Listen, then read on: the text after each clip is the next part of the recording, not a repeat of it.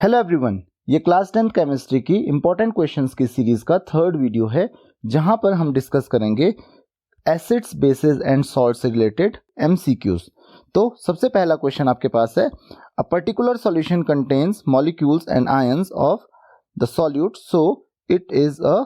तो आपको दिया हुआ है कि इसमें क्या है, मॉलिक्यूल्स एंड आयंस दोनों हैं, तो इसका मतलब this is a weak acid, क्योंकि स्ट्रॉन्ग एसिड हो नहीं सकता। स्ट्रॉन्ग एसिड्स में आपको सिर्फ आयंस मिलेंगे, स्ट्रॉन्ग एसिड्स में आपको एसिड के मॉलिक्यूल्स नहीं मिलेंगे।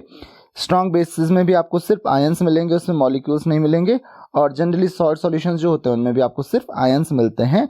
तो इसका आंसर क्या होगा, वीक एसिड। या तो ये वीक एसिड हो सकता है या तो वीक बेस हो सकता है। वीक इलेक्ट्रोलाइट ये होता है, तो वीक एसिड और वीक बेसिस वीक इलेक्ट्रोलाइट्स होते हैं। सेकेंड क्वेश्चन है आपके पास, select the acid which contains 4 hydrogen atoms in it. तो आपके पास है फॉर्मिक एसिड। तो फॉर्मिक एसिड का फॉर्मूला होता है HCOOH, यानी कि इसमें केवल 2 हाइड्रोजन एटम्स होते हैं। सल्फ्यूरिक एसिड का आपको फॉर्मूला पता है H2SO4, तो ये आंसर नहीं है। देन नाइट्रिक एसिड का फॉर्मूला आपको पता है HNO3, तो ये भी आंसर नहीं है। और एसिटिक एसिड का फॉर्मूला होता है CH3COOH, तो इसका मतलब आंसर क्या हो जाएगा आपका, इसमें होते हैं 4 हाइड्रोजन एटम्स, तो आंसर इज एसिटिक एसिड। इसका आप ध्यान रखेंगे कि एसिटिक एसिड में 4 हाइड्रोजन एटम्स जरूर होते हैं, लेकिन ये 4 रिप्लेसेबल हाइड्रोजन एटम्स नहीं होते हैं। सिर्फ ये एक हाइड्रोजन एटम जो होता है, जो आपको दिख रहा है लास्ट में, ये एक रिप्लेसेबल हाइड्रोजन एटम होता है। तो ये केवल और केवल एक H+ आयन लूज करता है। तो इसका आप ध्यान रखेंगे कि एसिटिक एसिड सिर्फ एक H+ आयन लूज करता है। नेक्स्ट क्वेश्चन है आपके पास, an organic weak acid is formic acid, sulphuric acid, nitric acid and hydrochloric acid. तो आपको पता है sulphuric acid, nitric acid and hydrochloric acid ये इनऑर्गेनिक यानी कि मिनरल एसिड्स होते हैं। These are mineral acids. तो आपके पास सिर्फ एक ही ऑप्शन बचता है, दैट इज फॉर्मिक एसिड। तो फॉर्मिक एसिड क्या है, एक ऑर्गेनिक एसिड्स है, और ऑर्गेनिक एसिड जो होते हैं आपको पता है वो वीक एसिड्स होते हैं। नेक्स्ट है आपके पास, the aqueous solution of the following compounds which contain both ions and molecules is. तो ये आपको बताना है कि जो एक्वस सॉल्यूशन है इन कंपाउंड्स का जिनमें आयंस और मॉलिक्यूल्स दोनों होंगे। तो इसका आपको ध्यान रखना है, सल्फ्यूरिक एसिड नहीं हो सकता है क्योंकि ये स्ट्रॉन्ग एसिड है। अभी मैंने आपको बताया था कि स्ट्रॉन्ग एसिड्स, स्ट्रॉन्ग बेसिस यानी कि स्ट्रॉन्ग इलेक्ट्रोलाइट्स के जो सॉल्यूशन होते हैं उनमें सिर्फ आयंस होते हैं, न कि मॉलिक्यूल्स। हाइड्रोक्लोरिक भी स्ट्रॉन्ग है, तो ये भी गलत होगा। और नाइट्रिक एसिड भी स्ट्रॉन्ग एसिड है, तो ये गलत होगा। तो सिर्फ और सिर्फ आपके पास ऑप्शन है, दैट इज एसिटिक एसिड, क्योंकि ये वीक एसिड होता है। जितने भी ऑर्गेनिक एसिड्स होते हैं वो वीक एसिड्स होते हैं। तो आई होप कि आपको ये क्वेश्चन समझ में आ गया होगा। नेक्स्ट क्वेश्चन आपके पास है, which one of the following will not produce an acid when made to react with water. तो इनमें से कौन सा सब्सटेंस एक एसिड नहीं फॉर्म करेगा। तो देखिए इसका आंसर होगा कार्बन मोनोऑक्साइड। क्यों, क्योंकि कार्बन मोनोऑक्साइड जो होती है that is a neutral gas. आपको पता है कुछ एक्सेप्शनल केसेस हैं जो ऑक्साइड्स होते हैं नॉन मेटल्स के, वो जनरली एसिडिक होते हैं, बट कार्बन मोनोऑक्साइड और नाइट्रिक ऑक्साइड ये दोनों क्या हैं, ये न्यूट्रल होते हैं। तो इस वजह से इनका जो वाटर के साथ अगर आप सॉल्यूशन बनाओगे तो ये वाटर के साथ मिक्स होके एक एसिड फॉर्म नहीं करेंगे। तो कार्बन डाइऑक्साइड, जबकि आपको पता है ये कार्बोनिक एसिड फॉर्म करेगा, नाइट्रोजन डाइऑक्साइड ये फॉर्म करता है नाइट्रिक एसिड और नाइट्रोस एसिड, और सल्फर ट्राइऑक्साइड फॉर्म करता है सल्फ्यूरिक एसिड। तो ये तीनों जो होंगे ये एसिडिक गैसेस हैं और ये एसिड्स फॉर्म करेंगे वाटर के साथ मिलकर, जबकि कार्बन मोनोऑक्साइड एक न्यूट्रल गैस है, तो ये कोई भी एसिड फॉर्म नहीं करेगा। तो इसका आप ध्यान रखेंगे। नेक्स्ट क्वेश्चन आपके पास, the metal oxide which can react with acids as well as alkali.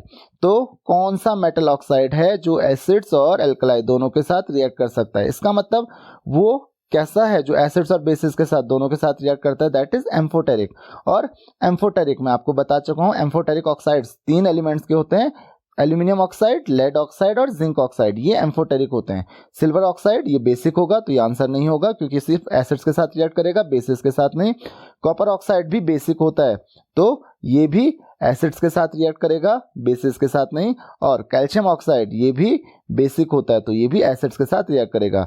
Aluminium oxide जो है ये एसिड्स और बेसिस दोनों के साथ रिएक्ट कर सकता है, तो आंसर इज एल्यूमिनियम ऑक्साइड। इसके अलावा मैंने जैसे कि बताया जिंक ऑक्साइड और लेड ऑक्साइड्स भी हैं जो कि एम्फोटेरिक ऑक्साइड्स होते हैं, वो एसिड्स और एल्कलाई दोनों के साथ रिएक्ट करते हैं। नेक्स्ट क्वेश्चन आपके पास आता है, during ionization metals lose electrons. This change can be called. आपको पता है आयोनाइजेशन के टाइम पे मेटल्स क्या करते हैं, इलेक्ट्रॉन्स लूज करते हैं, and loss of electron is known as oxidation. आपको पता है इसको हम कहते हैं ऑक्सीडेशन। रिडक्शन होता है गेन ऑफ इलेक्ट्रॉन। रिडॉक्स का मतलब जिसमें दोनों प्रोसेस साइमल्टेनियसली होते हैं, यानी कि oxidation and reduction, that is called redox. और डिस्प्लेसमेंट का तो कोई मतलब नहीं है यहाँ पे। सो आई होप कि आपको ये चीज समझ में आ गई होगी। नेक्स्ट क्वेश्चन है आपके पास, the salt in solution gives a pale green precipitate with sodium hydroxide and a white precipitate when barium chloride solution is iron 3 sulfate, iron 2 sulfate, iron 2 chloride और iron 3 chloride। तो iron 3 जो होता है ये तो ऑप्शंस हो नहीं सकते हैं। क्यों नहीं हो सकते हैं? क्योंकि ये एक डर्टी ग्रीन प्रेसिपिटेट नहीं फॉर्म करते हैं, ये रेडिश ब्राउन प्रेसिपिटेट फॉर्म करते हैं। तो आपका ऑप्शन इन दोनों में से कोई हो सकता है। अब ये कह रहा है कि ये बेरियम क्लोराइड के साथ क्या फॉर्म करता है, एक व्हाइट प्रेसिपिटेट भी फॉर्म करता है। तो देखिए आयरन क्लोराइड तो करेगा नहीं बेरियम क्लोराइड के साथ white precipitate form.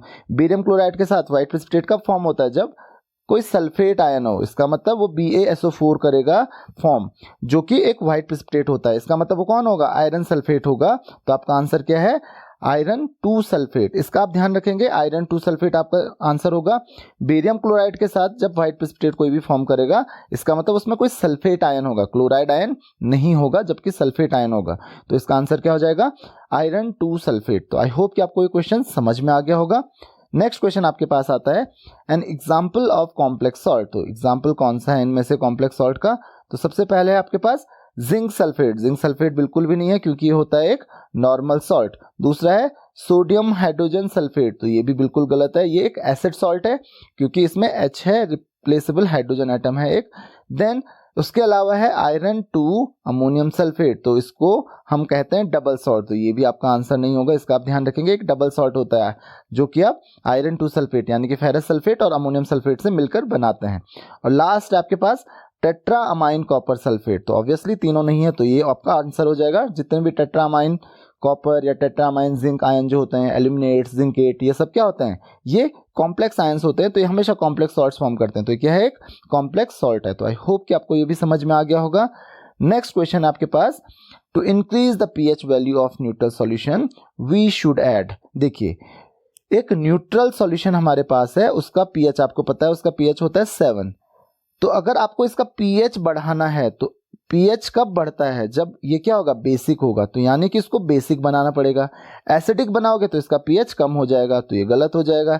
Acid salt करोगे तो भी गलत हो जाएगा। इसका आंसर क्या होगा, एल्कली, यानी कि एक बेस आपको इसमें ऐड करना होगा ताकि इसका pH इंक्रीज हो, क्योंकि जितना ज़्यादा बेसिक होगा उसका pH उतना ज़्यादा होगा। सॉल्ट जनरली ज़्यादातर न्यूट्रल होते हैं तो उससे कोई फर्क नहीं पड़ेगा। तो आपका आंसर क्या हो जाएगा, एन एल्कली। अगर आपको pH कम करना हो तब आप एसिड या एसिड सॉल्ट ऐड कर सकते हो। तो आई होप कि आपको इस वीडियो से इस चैप्टर के क्वेश्चंस को समझने में काफ़ी हेल्प मिली होगी और ये क्वेश्चंस आपको बोर्ड एग्जाम में काफ़ी हेल्प करेंगे। तो अगर आपकी कोई भी क्वेरीज हैं तो आप मुझे फेसबुक, इंस्टाग्राम या फिर यूट्यूब कमेंट सेक्शन में क्वेश्चंस पूछ सकते हैं। नेक्स्ट लेक्चर में हम डिस्कस करेंगे नेक्स्ट चैप्टर, यानी कि एनालिटिकल केमिस्ट्री से रिलेटेड क्वेश्चंस, जो कि काफ़ी पूछे जाते हैं, काफ़ी इंटरेस्टिंग भी होते हैं। तो इस लेक्चर में इतना ही। Thank you very much.